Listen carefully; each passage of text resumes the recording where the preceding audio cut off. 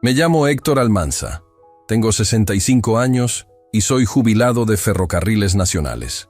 Trabajé 38 años tendiendo vías, reparando locomotoras y supervisando estaciones desde Guadalajara hasta la frontera norte.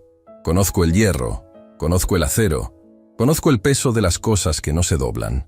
Pero hay algo que nunca aprendí a reconocer, y es cuando la traición viene de tu propia sangre. Estoy aquí para contarles cómo casi pierdo la vida a manos de alguien a quien le di todo, absolutamente todo, y cómo una sola persona tuvo el valor de ver lo que yo me negaba a ver. Pero antes de continuar con la historia, por favor haz clic en el botón de me gusta, suscríbete al canal y comenta desde dónde estás viendo. Tu ayuda es muy importante. Vivo en una casa modesta en la colonia Jardines del Bosque. No es lujosa, pero es mía. La compré con mis propias manos, con años de trabajo honesto, madrugadas frías y turnos dobles. Tiene 3 recámaras, un patio trasero donde tengo mis plantas de chile y tomate, y una cochera donde guardo mi camioneta Ford del 94. Esa camioneta ha sido mi compañera fiel por más de 20 años. La conozco mejor que a muchas personas. Tengo 2 hijos. Mariela, mi hija, tiene 32 años. Es contadora en una empresa mediana del centro de la ciudad. Vive sola en un departamento cerca de la Plaza del Sol, pero viene a visitarme cada domingo sin falta. Es callada, observadora, de esas personas que escuchan más de lo que hablan. Cuando era niña, siempre fue así. Mientras su hermano corría y gritaba, ella se sentaba en un rincón a observar todo con esos ojos grandes que tiene. Yo solía bromear diciéndole que iba a ser detective. No sabía cuánta razón tenía. Mi hijo Rodrigo tiene 35 años. Es el mayor. Y aquí es donde empieza todo lo que les voy a contar. Rodrigo siempre fue diferente a su hermana. Desde pequeño quería las cosas rápido, sin esfuerzo. Cuando los otros niños ahorraban sus domingos para comprarse algo, él encontraba la manera de conseguir lo que quería sin esperar. A veces me daba orgullo. Pensaba que era listo, que sabía negociar. Ahora entiendo que lo que yo veía como astucia era otra cosa muy distinta. Su madre nos abandonó cuando Mariela tenía 4 años y Rodrigo 7. Se fue con un hombre que conoció en una fiesta, un tipo que vendía coches usados en León. No volvimos a saber de ella por años. Cuando finalmente apareció, los niños ya eran adolescentes y no quisieron verla. Yo tampoco insistí.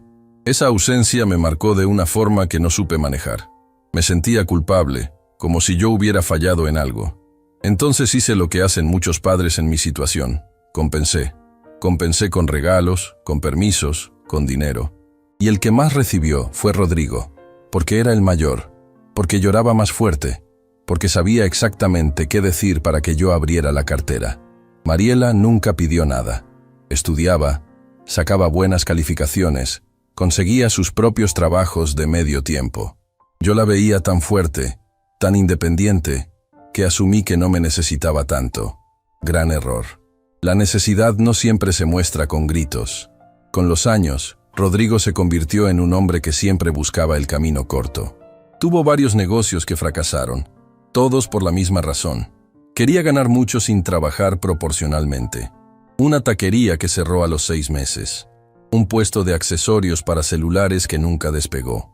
Una supuesta importadora de ropa que resultó ser pura mercancía pirata. Cada vez que algo fallaba, venía a mí. Papá, necesito un préstamo. Solo mientras me recupero.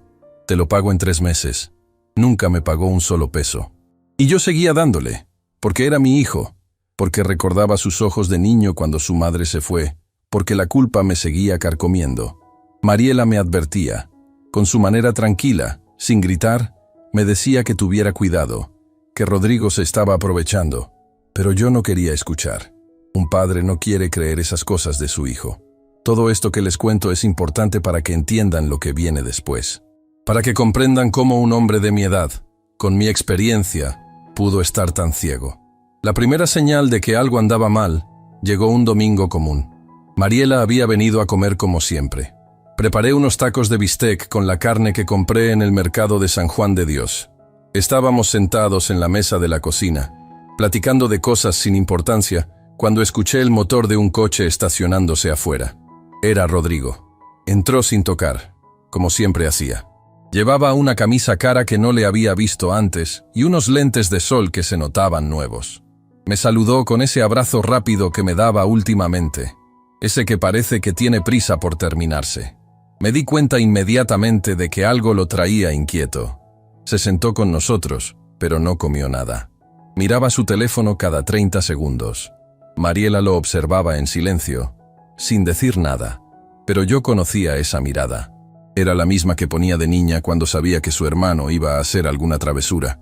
Después de un rato incómodo de conversación forzada, Rodrigo finalmente dijo lo que había venido a decir. Me explicó que había encontrado una oportunidad de negocio increíble. Un amigo suyo estaba vendiendo un terreno en Puerto Vallarta, justo en una zona donde iban a construir un nuevo desarrollo turístico. Si compraban ahora, en 2 años el valor se triplicaría. Pero necesitaba actuar rápido porque había otros interesados. Yo le pregunté cuánto necesitaba. Rodrigo respondió que no era un préstamo lo que necesitaba. Me explicó que había estado pensando, que yo ya estaba grande, que la casa me quedaba enorme para mí solo, y que lo mejor sería venderla. Con ese dinero podíamos comprar el terreno y además conseguirme un departamento más pequeño, más manejable. Me quedé callado un momento. Mariela también. El silencio en esa cocina se sentía pesado. Le dije que no iba a vender mi casa, que esa casa la construí con mi trabajo, que ahí crié a mis hijos, que ahí pienso morirme. Rodrigo suspiró con ese gesto que había aprendido a hacer, como si yo fuera un viejo terco que no entendía las cosas. Me dijo que solo estaba pensando en mi bienestar, que mantener una casa así era mucho trabajo para alguien de mi edad, que él solo quería ayudarme. Mariela intervino entonces. Le preguntó a su hermano por qué no vendía él su propio coche si el negocio era tan bueno. Señaló el vehículo que había visto afuera, un modelo reciente que debía valer una cantidad considerable. La cara de Rodrigo cambió por un segundo. Fue rápido, casi imperceptible, pero yo lo vi. Una sombra de rabia cruzó sus ojos antes de que volviera a poner esa sonrisa que usaba cuando quería convencer a alguien. Le respondió a su hermana que ella no entendía de negocios, que el coche era una herramienta de trabajo, que necesitaba dar buena imagen para sus clientes. Mariela no respondió. Solo lo miró con esos ojos que todo lo ven. La conversación terminó incómoda.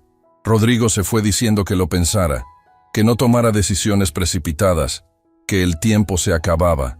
Cuando cerró la puerta, Mariela se volvió hacia mí. Me pidió que tuviera cuidado con Rodrigo. Me dijo que había algo raro en todo eso, que su hermano no la estaba viendo bien, que estaba nervioso de una manera diferente a otras veces. Le dije que eran imaginaciones suyas, que Rodrigo siempre había sido intenso con sus proyectos.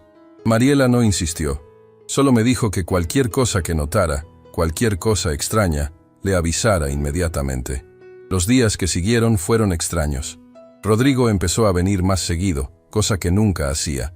Siempre tenía algún pretexto.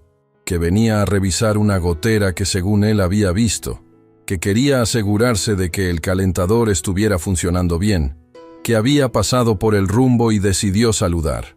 Cada visita incluía algún comentario sobre la casa, que el techo necesitaba reparación, que las paredes se veían viejas, que el barrio ya no era tan seguro como antes. Pequeños comentarios que parecían inocentes pero que se iban acumulando. Una tarde llegó con unos papeles. Me los extendió diciéndome que solo necesitaba mi firma para actualizar unos datos del seguro de vida que tenía desde hace años. Me explicó que había un nuevo beneficiario que agregar, puro trámite. Tomé los papeles y los revisé. No eran para actualizar datos, eran para cambiar el beneficiario completo a su nombre, eliminando a Mariela. Le pregunté qué significaba eso. Rodrigo tartamudeó. Me dijo que era un error de la aseguradora, que habían mandado el formato equivocado, que él solo quería agilizar el proceso. Le devolví los papeles sin firmar.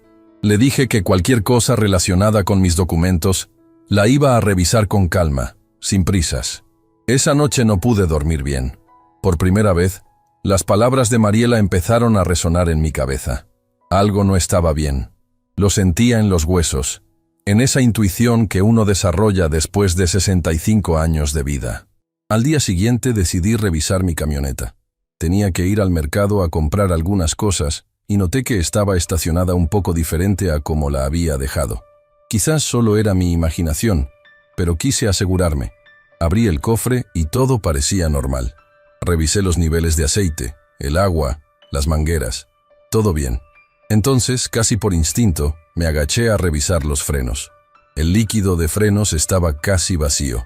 No había ninguna fuga visible, ninguna mancha en el piso del garaje. Simplemente estaba vacío, como si alguien lo hubiera drenado. Me quedé ahí, agachado junto a mi camioneta, tratando de entender qué estaba pasando. Podía ser una coincidencia, un problema mecánico que no había notado, pero algo en mi interior me decía que no era así. Recordé entonces que Rodrigo había venido la semana anterior a revisar supuestamente una gotera. Había pasado un buen rato en el garaje, según él buscando una escalera para subir al techo. En ese momento no le di importancia. Ahora ese recuerdo tomaba un significado completamente diferente. Llamé a un mecánico conocido que trabaja en un taller cerca de mi casa. Le pedí que viniera a revisar la camioneta sin decirle específicamente qué buscar. Quería una opinión objetiva. El mecánico llegó 1 hora después. Revisó todo el sistema de frenos meticulosamente. Cuando terminó, se limpió las manos con un trapo y me miró con expresión seria. Me dijo que el sistema estaba en perfectas condiciones, que no había ninguna fuga, ningún componente dañado, nada que explicara la pérdida de líquido. Me preguntó si alguien más tenía acceso a la camioneta. Le dije que solo yo tenía las llaves. El mecánico se quedó callado un momento. Luego me dijo que él solo era mecánico, no detective, pero que en sus 30 años de experiencia, el líquido de frenos no desaparece solo. O hay una fuga, o alguien lo saca. Rellenó el depósito y se fue después de cobrarme. Me quedé solo en el garaje, mirando mi camioneta como si fuera la primera vez que la veía. Esa tarde le llamé a Mariela. Le conté lo de los frenos sin darle demasiada importancia, presentándolo como algo curioso que había pasado. La reacción de mi hija me sorprendió. Su voz cambió inmediatamente. Me pidió que no usara la camioneta por unos días, que la dejara estacionada. Me dijo que iba a venir más seguido a la casa, que quería revisar algunas cosas. Le pregunté qué cosas. Mariela dudó antes de responder.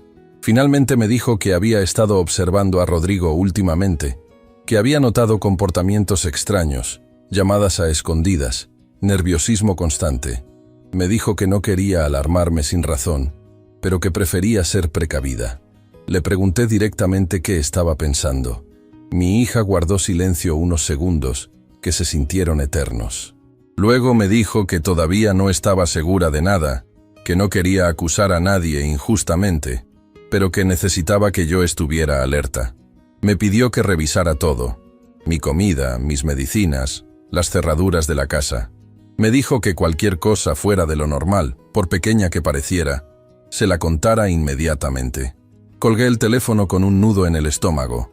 Las palabras de Mariela habían puesto en voz alta algo que yo no quería ni pensar. Pero ahí estaba, flotando en el aire como un mal presagio. Esa noche cené solo.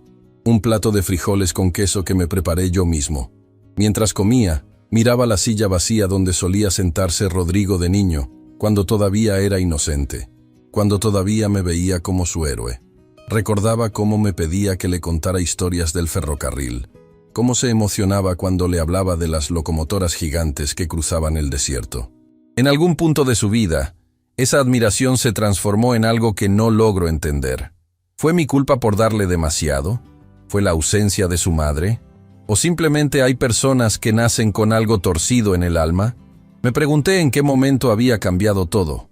¿En qué momento mi hijo se había convertido en alguien que yo ya no reconocía? No encontré la respuesta. Solo encontré más preguntas y un miedo que empezaba a crecer en mi pecho como una hierba mala. Esa noche cerré todas las puertas con doble llave. Revisé las ventanas una por una. Puse una silla contra la puerta de mi recámara, algo que no había hecho desde que era niño. Y le tenía miedo a los monstruos. Ahora el monstruo tenía nombre y apellido, y compartía mi sangre, pero lo peor estaba por venir. Lo que les he contado hasta ahora es solo el principio. Los eventos que siguieron me demostraron que un padre puede estar tan ciego que no ve el peligro ni cuando lo tiene enfrente. Y Mariela, mi hija silenciosa, mi niña observadora, estaba por convertirse en mi única esperanza de sobrevivencia. Los días siguientes a lo de la camioneta fueron como caminar sobre vidrios rotos. Cada ruido me sobresaltaba, cada sombra me parecía sospechosa. Empecé a revisar las cerraduras de la casa 2 y 3 veces antes de dormir. Me descubrí mirando por la ventana cada vez que escuchaba un coche estacionarse en la calle. 65 años. Viví en esta casa sintiéndome seguro, y de pronto ya no podía ni cerrar los ojos tranquilo.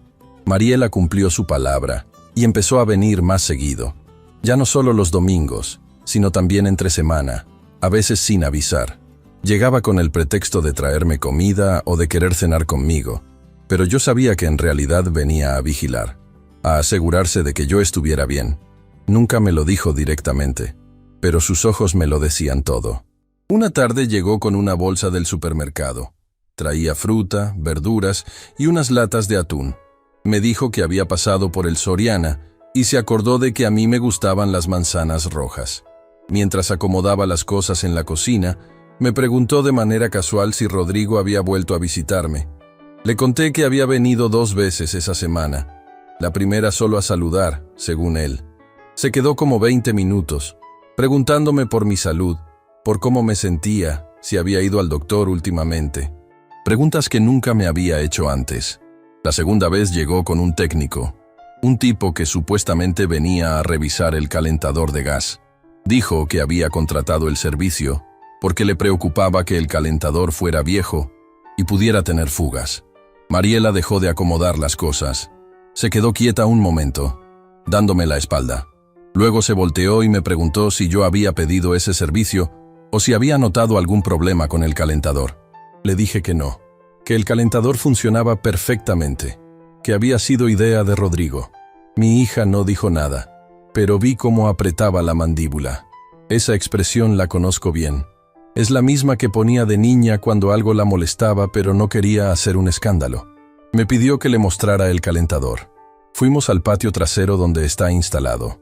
Mariela lo examinó con cuidado, revisando las conexiones, las mangueras, las válvulas.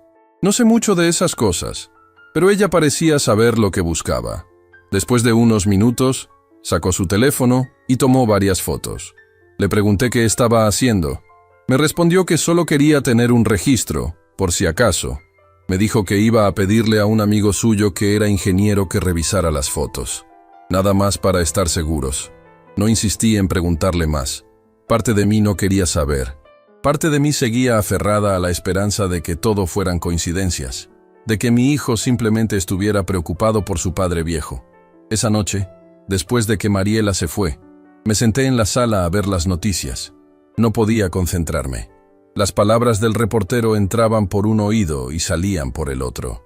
Mi mente estaba en otra parte, repasando los últimos meses, buscando señales que hubiera ignorado. Recordé entonces algo que había pasado unas semanas antes, algo a lo que no le había dado importancia en su momento. Rodrigo me había invitado a comer a un restaurante del centro. Dijo que quería celebrar mi cumpleaños adelantado, aunque faltaban todavía 2 meses. Durante la comida, insistió en que probara un platillo nuevo que, según él, era la especialidad de la casa. Yo no tenía mucha hambre, así que apenas probé un par de bocados. Esa noche tuve un malestar estomacal terrible. Vómito, dolor, mareos. Pensé que había sido algo que me cayó mal. Comida en mal estado, quizás. Ahora, sentado en mi sala, ese recuerdo tomaba un color diferente. ¿Y si no había sido la comida? ¿Y si había sido algo más? Sacudí la cabeza, tratando de alejar esos pensamientos. Me estaba volviendo paranoico. Eso era lo que me decía a mí mismo. Mi propio hijo no podría hacerme daño. Eso solo pasaba en las películas, en las noticias de otros, no en mi familia. Pero las señales seguían acumulándose. Al día siguiente fui a la farmacia a surtir mis medicamentos. Tomo pastillas para la presión y otras para el colesterol. Nada del otro mundo. Cuando llegué a casa y abrí el frasco de las pastillas para la presión, noté algo extraño. Las pastillas se veían diferentes. Eran del mismo color, pero la textura era distinta, más porosa. Además, el frasco tenía menos pastillas de las que debería tener según mis cálculos. Me quedé mirando ese frasco por largo rato. Traté de recordar si alguien había tenido acceso a mis medicinas. Rodrigo había estado en la casa varias veces. Siempre encontraba algún pretexto para ir al baño, para buscar algo en la cocina, para quedarse solo unos minutos. Llamé a Mariela de inmediato. Le conté lo de las pastillas, tratando de sonar calmado, aunque por dentro estaba temblando. Su respuesta fue tajante. Me dijo que no tomara ninguna de esas pastillas. Me pidió que las guardara en una bolsa de plástico, sin tocarlas más. Dijo que iba a venir a recogerlas esa misma tarde.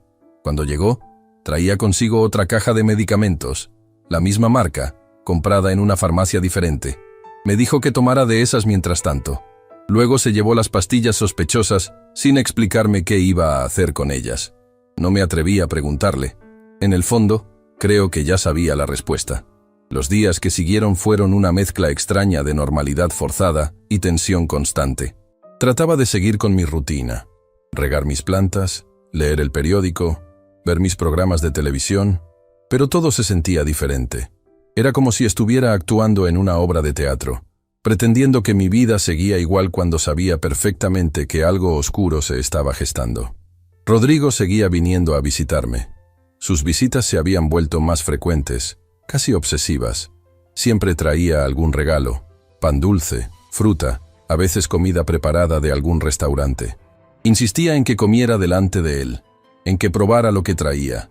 Yo empecé a inventar excusas, que ya había comido, que el doctor me tenía a dieta, que no tenía hambre. Noté que mi rechazo lo frustraba. Trataba de disimularlo, pero yo veía cómo apretaba los puños, cómo su sonrisa se volvía forzada. Cada vez que me negaba a comer algo que él traía, sus ojos se oscurecían por un segundo antes de recuperar la compostura. Un sábado, llegó más temprano de lo habitual. Eran como las 9 de la mañana. Dijo que había pasado por una panadería muy buena y me traía unas conchas recién hechas. Las puso sobre la mesa de la cocina y se sentó a platicar mientras yo preparaba café.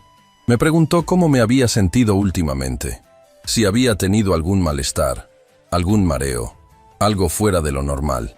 Le respondí que estaba bien, que me sentía mejor que nunca. Vi la decepción cruzar su rostro por un instante. Fue rápido, pero lo vi. No era la reacción de un hijo preocupado. Era la frustración de alguien cuyo plan no estaba funcionando. Cambió de tema abruptamente. Me preguntó si había pensado más en lo de vender la casa. Me dijo que el negocio del terreno en Puerto Vallarta seguía disponible, pero que no iba a durar mucho tiempo, que otros inversionistas estaban interesados y que si no actuábamos pronto, perderíamos la oportunidad. Le dije que no había cambiado de opinión, que mi casa no estaba en venta. Rodrigo se levantó de la silla con un movimiento brusco. Me dijo que yo era un viejo terco, que no entendía de negocios, que él solo trataba de asegurar mi futuro y el de la familia.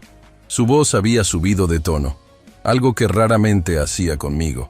Me quedé callado, mirándolo. No reconocía a ese hombre que tenía enfrente. ¿Dónde estaba mi hijo? El niño que me pedía historias del ferrocarril, el que se dormía en mis brazos cuando tenía pesadillas.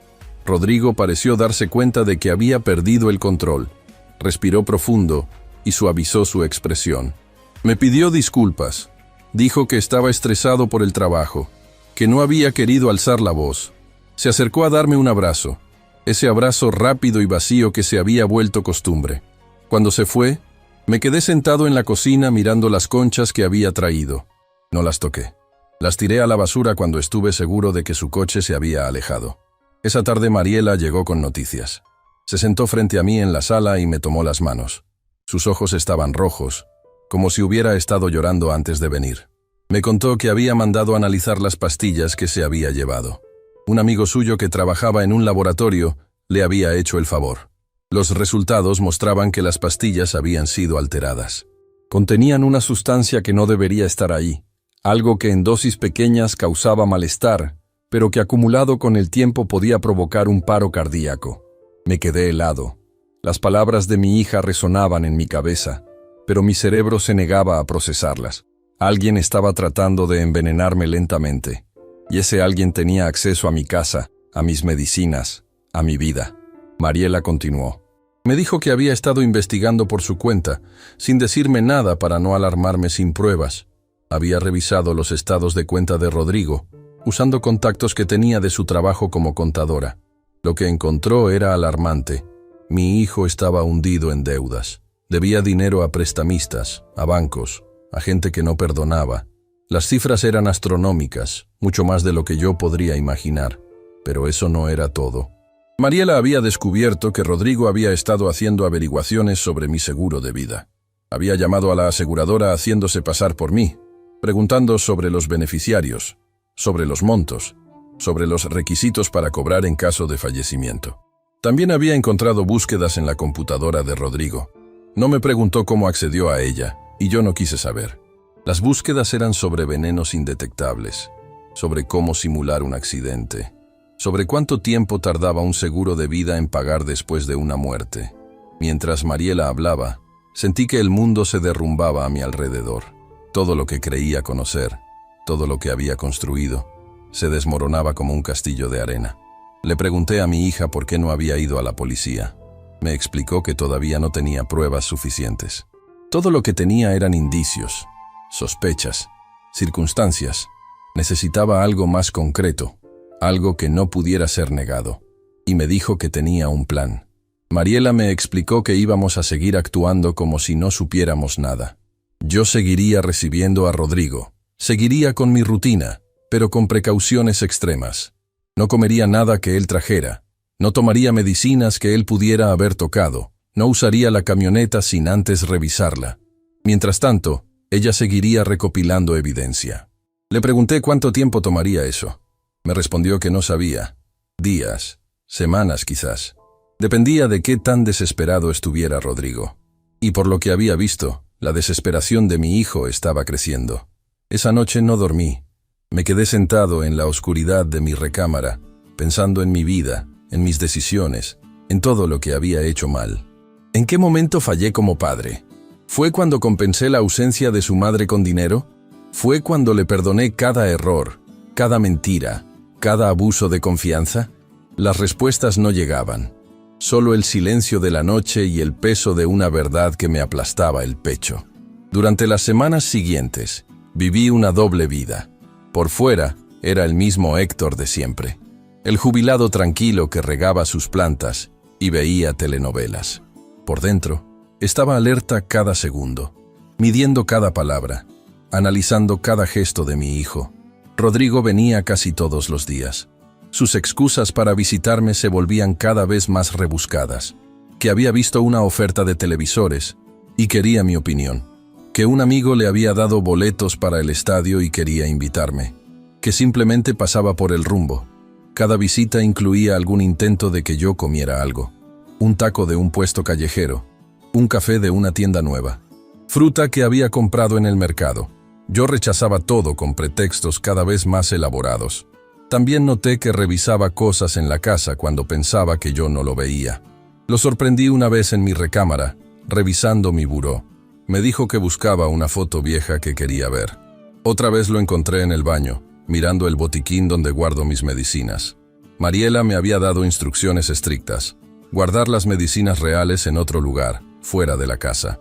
Poner pastillas falsas en los frascos originales. Vitaminas comunes que se parecían a mis medicamentos. Si Rodrigo las alteraba, tendríamos prueba de sus intenciones.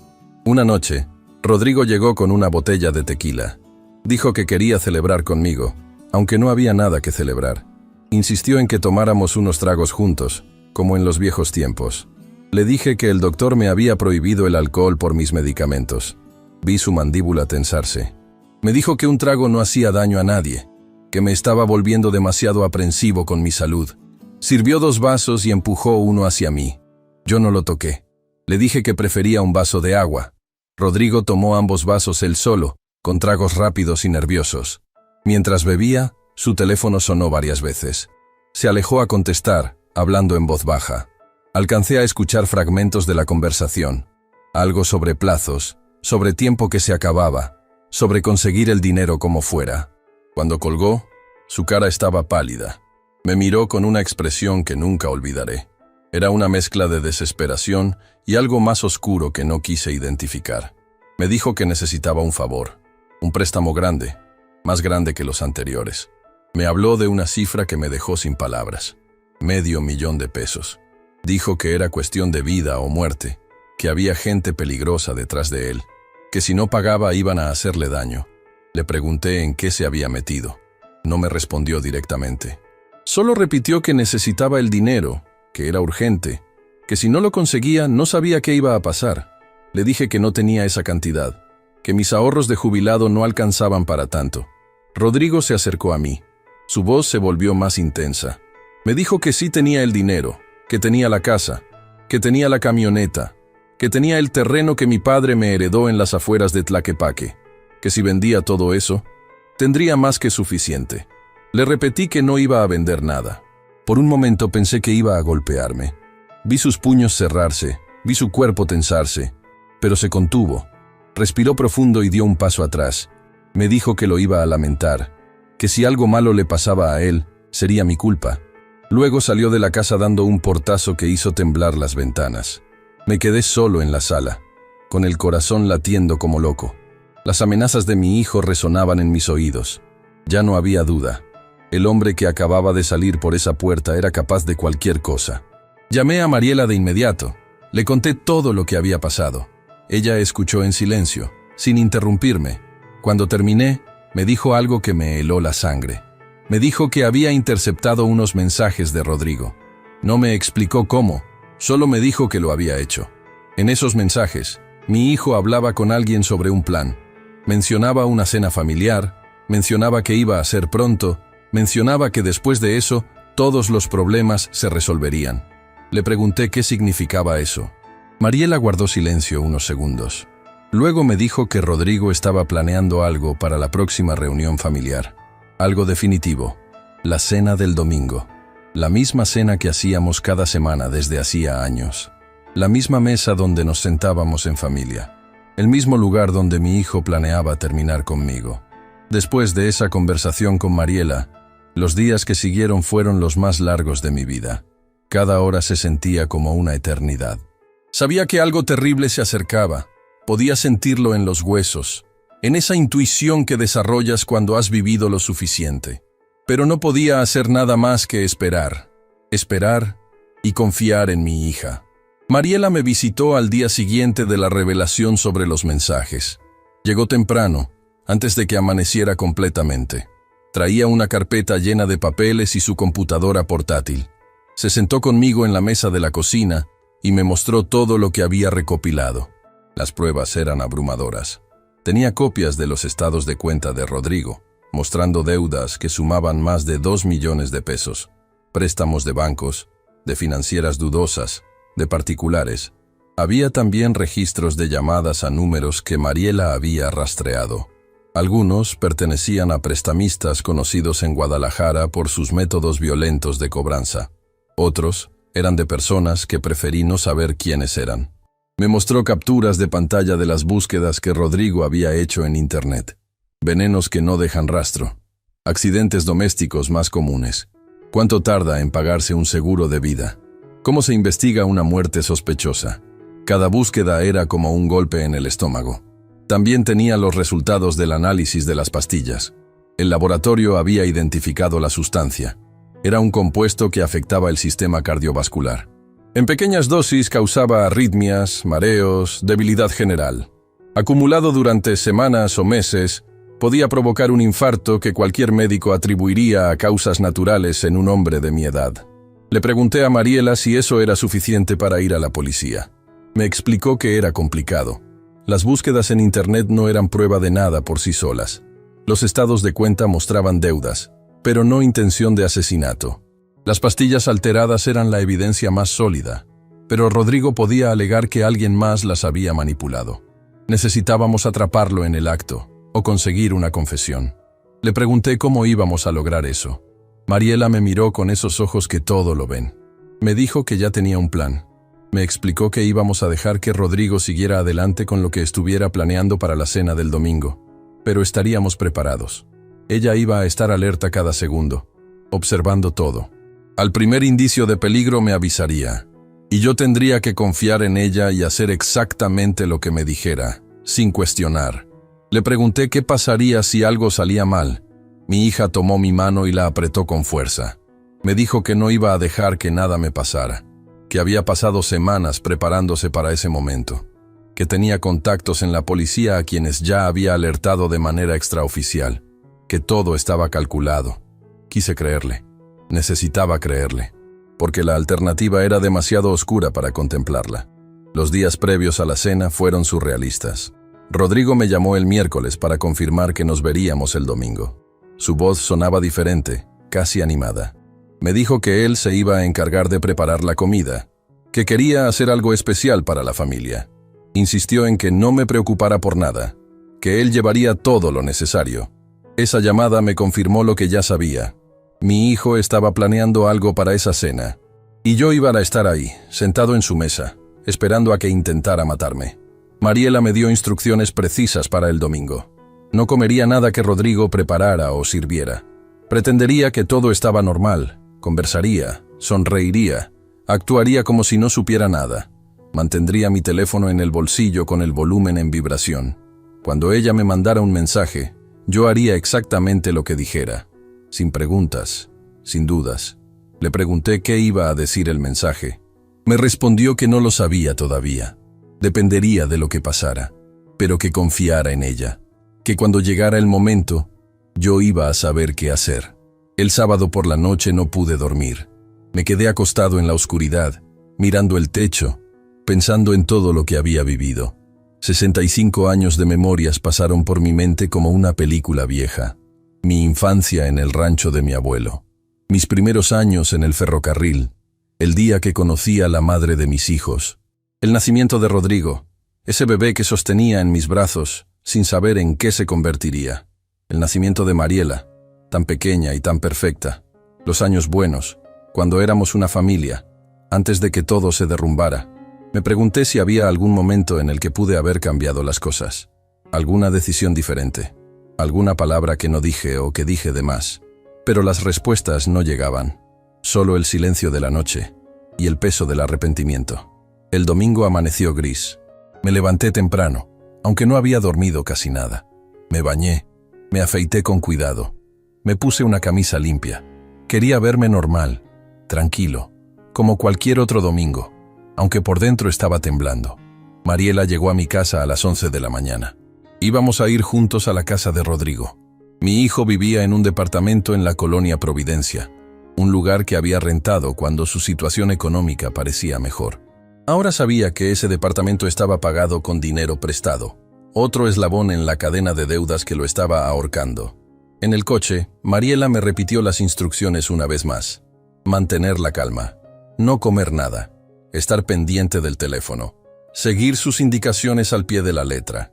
Le pregunté si tenía miedo. Me confesó que sí, que estaba aterrada, pero que el miedo no iba a detenerla. Me dijo que yo era su padre, el hombre que la había criado solo, que le había dado todo lo que pudo, y que ella no iba a permitir que nadie me hiciera daño, ni siquiera su propio hermano.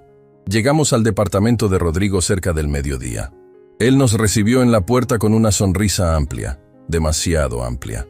Me dio un abrazo largo, apretado, diferente a los abrazos rápidos de las últimas semanas. Era el abrazo de alguien que se despide, aunque yo no debía saber eso. El departamento olía a comida. Rodrigo había estado cocinando toda la mañana, según nos dijo. Había preparado un mole especial, receta de la abuela, el mismo que hacíamos en las fiestas cuando los niños eran pequeños. También había arroz, frijoles, tortillas recién hechas, una comida familiar, tradicional, perfecta para una última cena. Nos sentamos en la sala mientras Rodrigo terminaba de preparar todo en la cocina. Insistió en que nadie lo ayudara, que él quería hacer todo solo. Mariela y yo intercambiamos una mirada. Ambos sabíamos por qué no quería a nadie en la cocina. Mi hija se ofreció a poner la mesa. Rodrigo aceptó, pero le pidió que no tocara nada de la comida. Ella asintió y fue al comedor.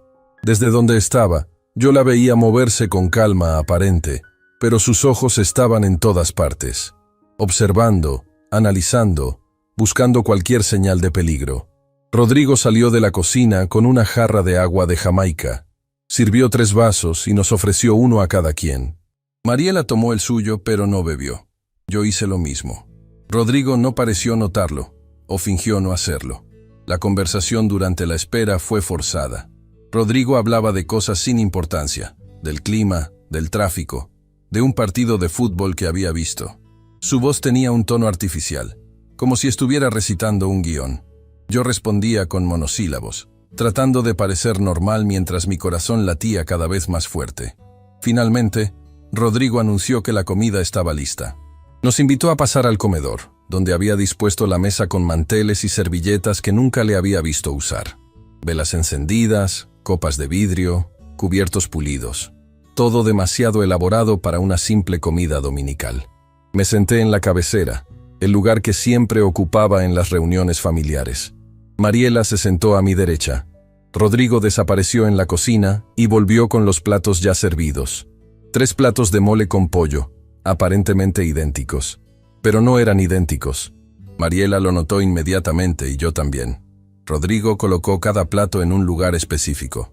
El mío lo puso frente a mí con un cuidado especial, asegurándose de que quedara bien centrado. Los otros 2 los colocó sin tanta ceremonia. Rodrigo se sentó frente a nosotros y levantó su vaso de agua. Propuso un brindis por la familia, por estar juntos, por los lazos que nunca se rompen. Sus palabras sonaban huecas, vacías de significado real. Levantamos los vasos, pero yo apenas mojé mis labios. Mi hijo empezó a comer de inmediato. Llevó la cuchara a su plato y probó el mole con expresión satisfecha. Me miró expectante, esperando que yo hiciera lo mismo. Le dije que todo se veía delicioso, que se había lucido. Tomé mis cubiertos y los sostuve sobre el plato, pero no comí. Pretendí que estaba admirando la presentación, comentando lo bien que se veía el mole, preguntando por la receta. Mariela también evitaba comer. Movía la comida de un lado a otro del plato. Llevaba pequeñas cantidades a su boca, pero no las tragaba. Su actuación era impecable. Años de observar y aprender le habían enseñado a fingir. Rodrigo empezó a impacientarse. Me preguntó si no me gustaba el mole, si había algo mal con la comida. Su voz tenía un borde de tensión que trataba de disimular. Le respondí que estaba disfrutando el momento, que a mi edad uno aprende a comer despacio, a saborear cada bocado. Mientras hablaba, sentí mi teléfono vibrar en el bolsillo. El corazón se me detuvo por un instante. Con movimientos lentos, saqué el teléfono pretendiendo que revisaba la hora. En la pantalla brillaba un mensaje de Mariela. Las palabras eran claras, directas, urgentes. Papá, finge que te sientes mal. Levántate y sal. No comas nada. Confía en mí. Guardé el teléfono tratando de mantener la calma. Miré a Mariela, que seguía actuando con normalidad, comiendo su arroz sin prisa. Pero sus ojos me decían todo. Era el momento. Me llevé la mano al pecho y fingí una mueca de dolor. Respiré profundo, como si me costara trabajo. Le dije a Rodrigo que no me sentía bien, que tenía una presión extraña en el pecho.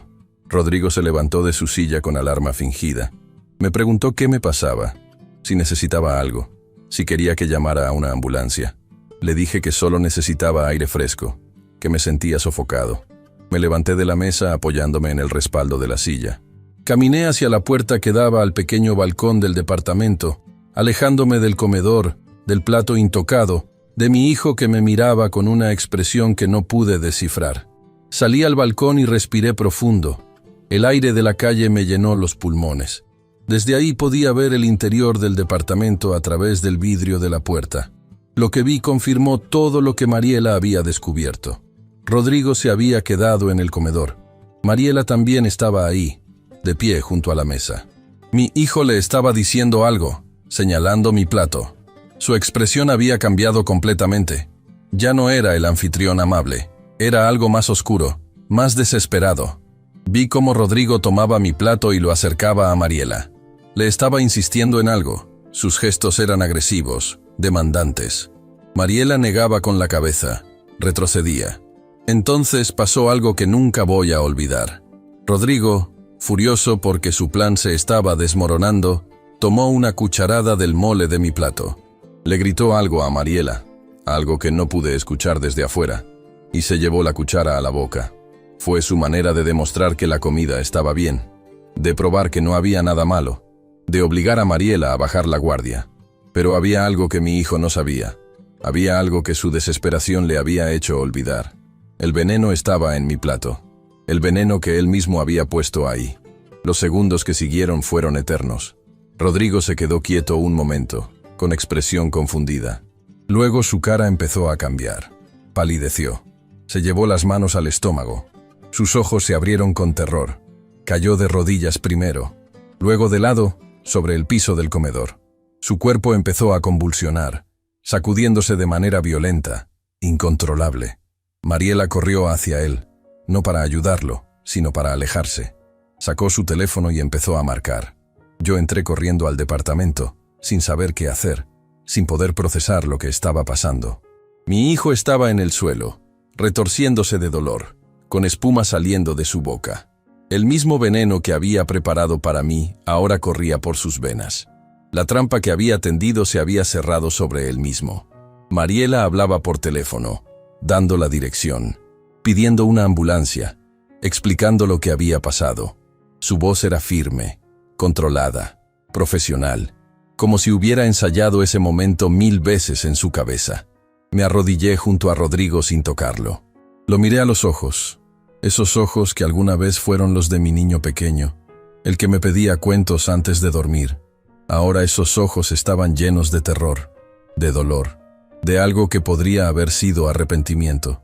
Le dije que la ambulancia venía en camino, que aguantara. No sé por qué lo dije. Después de todo lo que había hecho, después de todo lo que había planeado, una parte de mí todavía quería salvarlo, porque era mi hijo. Porque un padre nunca deja de ser padre, sin importar lo que haga su hijo. Los minutos siguientes fueron un caos de sirenas, paramédicos, preguntas. Se llevaron a Rodrigo en una camilla, todavía convulsionando.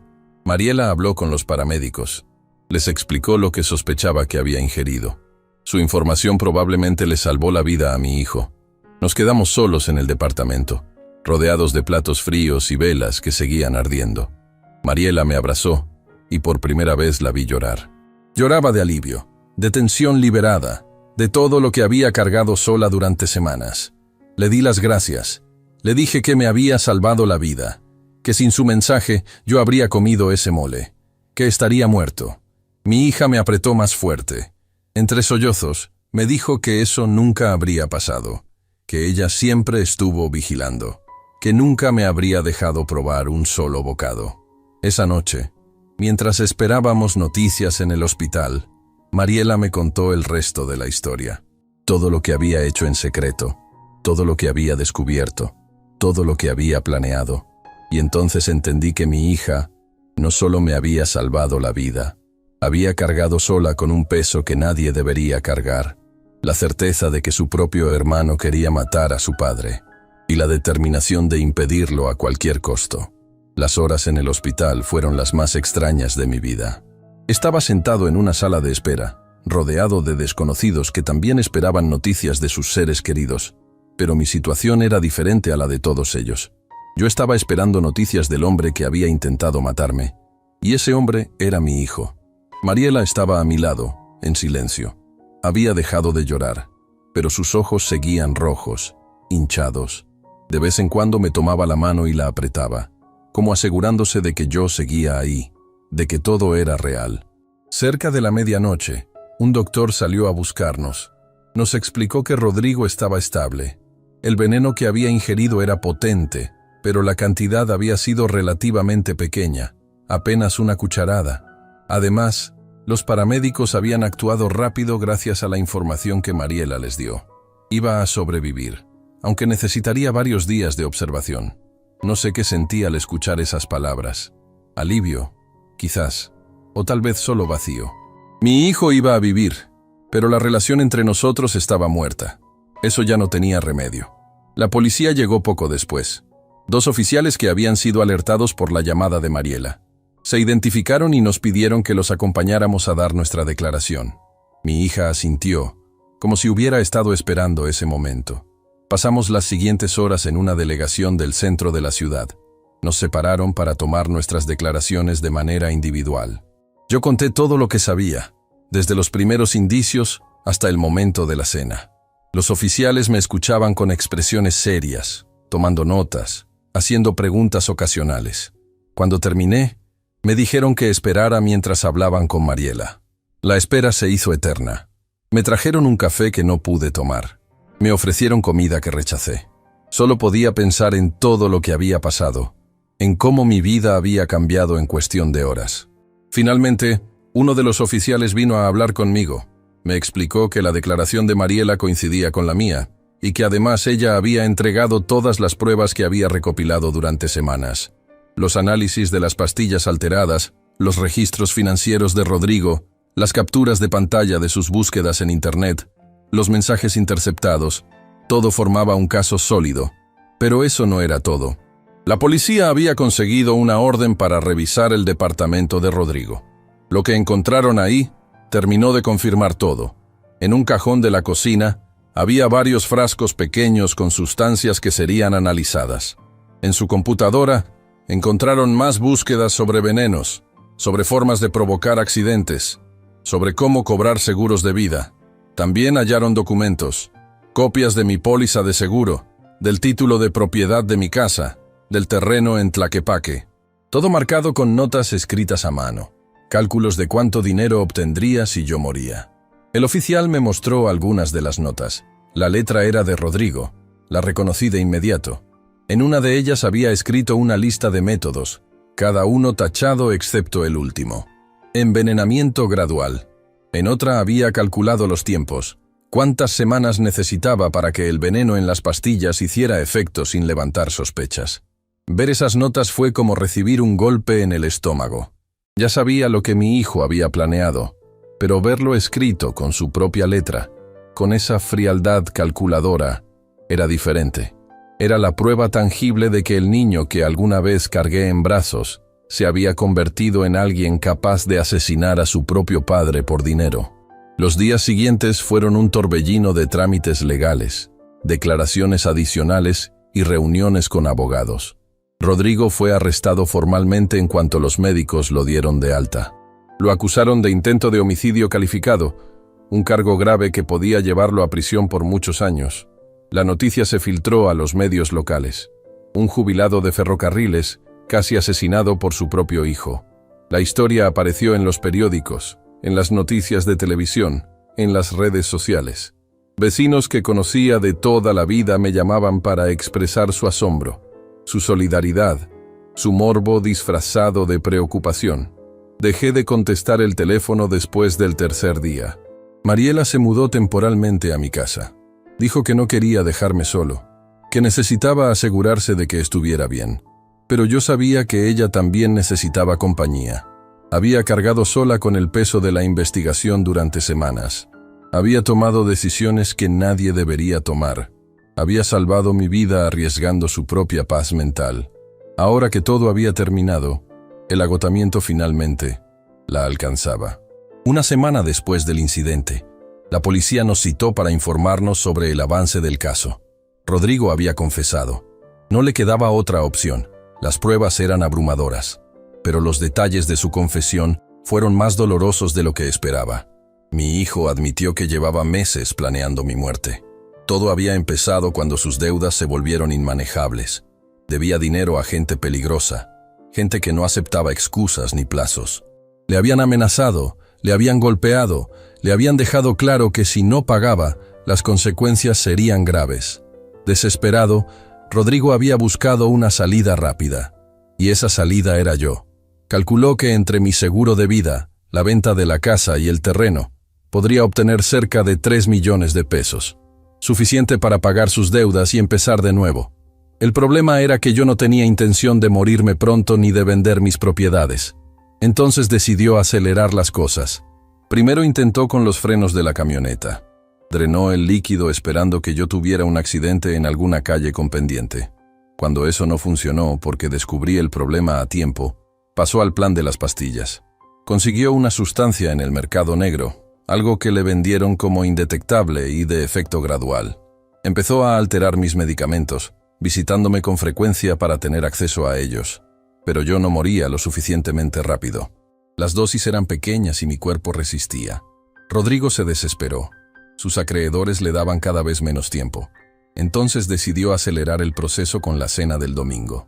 Una dosis grande, directamente en la comida, que provocaría un infarto fulminante. Un viejo de 65 años muriendo de un ataque al corazón después de una comida pesada. Nadie sospecharía. Lo que no contaba era con Mariela, mi hija silenciosa, observadora, la que él siempre había subestimado. Ella había notado cada señal, cada inconsistencia, cada mentira, y cuando él pensó que tenía todo bajo control, ella ya estaba 3 pasos adelante. El fiscal del caso me citó para hablar sobre el proceso judicial. Me explicó que con las pruebas que teníamos y la confesión de Rodrigo, el caso era prácticamente seguro. Mi hijo enfrentaba una condena de entre 15 y 25 años de prisión. El proceso tomaría varios meses. Habría audiencias, testimonios, todo el procedimiento legal. Me preguntó si estaba dispuesto a testificar contra mi propio hijo. Esa pregunta me persiguió durante días. Testificar significaba sentarme frente a un juez, frente a Rodrigo, frente a desconocidos, y contar en detalle cómo mi hijo había intentado matarme. Significaba revivir cada momento, cada traición, cada dolor. Significaba exponer a mi familia ante el mundo, pero también significaba justicia. Significaba que Rodrigo pagaría por lo que hizo. Significaba que otros padres quizás estarían más alertas, que otras familias quizás reconocerían las señales antes de que fuera demasiado tarde. Hablé con Mariela sobre mi dilema. Ella me escuchó sin interrumpir, como siempre hacía. Cuando terminé, me dijo algo que me sorprendió. Me dijo que la decisión era mía, que ella me apoyaría sin importar lo que eligiera, pero me pidió que pensara en una cosa, en lo que el proceso le haría a nuestra familia, a nuestra paz, a nuestra capacidad de seguir adelante. Me dijo que Rodrigo ya estaba destruido, que la prisión lo esperaba de cualquier manera, que las pruebas hablaban por sí solas. Me preguntó si valía la pena arrastrarnos a nosotros también por el lodo de un juicio largo y público. Entendí lo que mi hija me estaba diciendo. Ella había cargado con el peso de protegerme durante semanas. Ahora necesitaba descansar, sanar, reconstruir su vida. Un juicio prolongado la mantendría atada al trauma, obligándola a revivir cada detalle una y otra vez. Tomé mi decisión. Hablaría con el fiscal, cooperaría con la investigación, daría mi testimonio escrito, pero pediría que el proceso fuera lo más expedito posible. No quería años de audiencias y apelaciones. Quería cerrar ese capítulo y seguir adelante. El fiscal entendió mi posición. Me explicó que con la confesión de Rodrigo y las pruebas existentes, podían llegar a un acuerdo. Mi hijo se declararía culpable a cambio de una sentencia en el rango menor, 15 años en lugar de 25. Evitaríamos el juicio público, los testimonios, el circo mediático. Acepté el acuerdo, no por clemencia hacia Rodrigo, sino por amor a Mariela. Ella había sacrificado suficiente. Merecía paz. Rodrigo fue sentenciado 2 meses después del incidente. 15 años de prisión por intento de homicidio calificado. Lo vi por última vez el día de la sentencia, cuando lo llevaban esposado hacia el vehículo que lo trasladaría al penal. Nuestras miradas se cruzaron por un instante. En sus ojos vi algo que podría haber sido arrepentimiento, o quizás solo autocompasión. Ya no importaba. Ese hombre había dejado de ser mi hijo el día que decidió que mi vida valía menos que sus deudas. Los meses que siguieron fueron de reconstrucción. Lenta, dolorosa, pero necesaria. Mariela volvió a su departamento, pero seguía visitándome cada domingo sin falta. Nuestras comidas dominicales se volvieron sagradas, un ritual de supervivencia y amor familiar. Vendí el terreno en Tlaquepaque, no porque necesitara el dinero, sino porque quería deshacerme de todo lo que Rodrigo había codiciado. Usé parte del dinero para hacer mejoras en la casa, para asegurarme de que podría vivir cómodamente el resto de mis días. El resto lo puse en una cuenta a nombre de Mariela. Ella protestó, dijo que no lo necesitaba, que no lo quería. Le dije que era su herencia adelantada, que prefería dársela en vida y ver cómo la disfrutaba. La casa se siente diferente ahora, más tranquila, más mía. Cambié las cerraduras, aunque ya no había necesidad. Renové el cuarto que había sido de Rodrigo cuando era niño. Lo convertí en un pequeño estudio donde ahora paso las tardes leyendo y escuchando música. Quité las fotos donde aparecía él, las guardé en una caja en el fondo del closet. No las tiré porque no puedo borrar 35 años de mi vida, pero tampoco necesito verlas todos los días. Mariela me regaló un perro para hacerme compañía. Un labrador color chocolate al que llamé Carbón, porque me recordaba a un perro que tuve de niño en el rancho de mi abuelo. Carbón me sigue a todas partes. Duerme a los pies de mi cama, Ladra cuando alguien se acerca a la puerta. Es el guardián que no sabía que necesitaba. A veces pienso en Rodrigo. No puedo evitarlo. Me pregunto cómo estará en la prisión, si habrá cambiado, si algún día entenderá realmente lo que hizo. Pero esos pensamientos son cada vez menos frecuentes. El tiempo tiene una manera de suavizar incluso las heridas más profundas. Lo que nunca olvido es el mensaje de Mariela. Esas palabras que salvaron mi vida. Papá, finge que te sientes mal. Levántate y sal. No comas nada. Confía en mí. Las tengo grabadas en la memoria como si las hubiera leído hace 5 minutos. Cada vez que miro a mi hija, recuerdo ese momento. Recuerdo que estoy vivo gracias a ella. El otro día, mientras cenábamos juntos en la cocina, Mariela me preguntó si era feliz. Me tomó por sorpresa la pregunta. Lo pensé un momento antes de responder. Le dije que sí, que era feliz. No de la manera en que imaginé que sería a esta edad.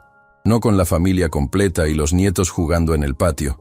Pero feliz de estar vivo, de tenerla a ella, de despertar cada mañana y sentir el sol en la cara.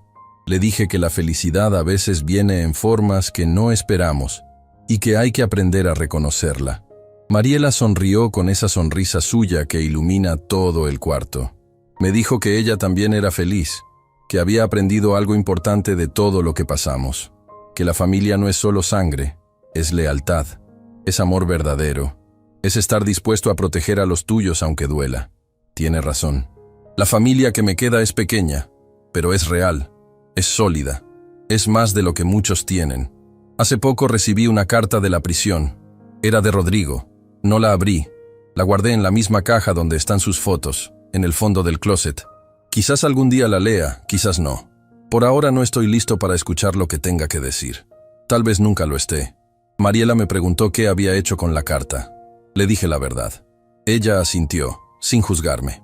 Me dijo que cuando estuviera listo, si alguna vez lo estaba, ella estaría ahí para acompañarme. Eso es lo que hace la familia de verdad. Acompañar sin presionar, amar sin condiciones. Les cuento esta historia no para buscar lástima ni para exponer a mi familia. La cuento porque sé que hay otros padres allá afuera que quizás están viviendo algo similar. Padres que dan todo por sus hijos y reciben traición a cambio. Padres que ignoran las señales porque el amor los ciega. Padres que no quieren creer que su propia sangre pueda hacerles daño. A esos padres les digo, abran los ojos. Escuchen a quienes los rodean. No ignoren las advertencias. El amor de padre es sagrado, pero no debe ser ciego. Hay límites que ni siquiera un hijo tiene derecho a cruzar. Y a los hijos que están leyendo esto, les digo algo más. Cuiden a sus padres, no solo cuando sean viejos y frágiles, sino ahora, siempre. El tiempo que tenemos con ellos es limitado. No lo desperdicien buscando herencias o beneficios. El verdadero tesoro es el tiempo, las conversaciones, los abrazos. Eso es lo que van a recordar cuando ya no estemos. Tengo 65 años. He visto cosas buenas y cosas terribles en mi vida. He trabajado duro, he amado profundamente, he sufrido pérdidas que casi me destruyen, pero sigo aquí, sigo de pie. Y mientras tenga a mi hija a mi lado, seguiré luchando. Cada domingo, Mariela viene a comer. Preparamos algo juntos, platicamos de todo y de nada. Nos reímos de cosas tontas. Carbón se echa bajo la mesa esperando que le caiga algún pedazo de comida. Es una escena simple, ordinaria, pero para mí es todo.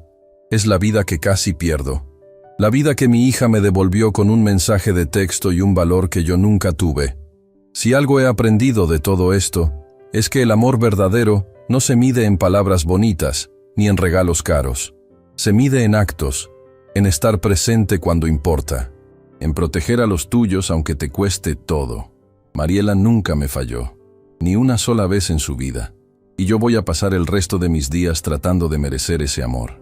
Esa es mi historia, la historia de cómo casi muero a manos de mi propio hijo, y de cómo mi hija, con un simple mensaje, me salvó la vida.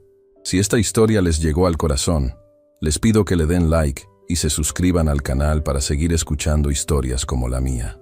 Compartan este video con alguien que necesite escucharlo, porque a veces la vida nos manda señales que no debemos ignorar.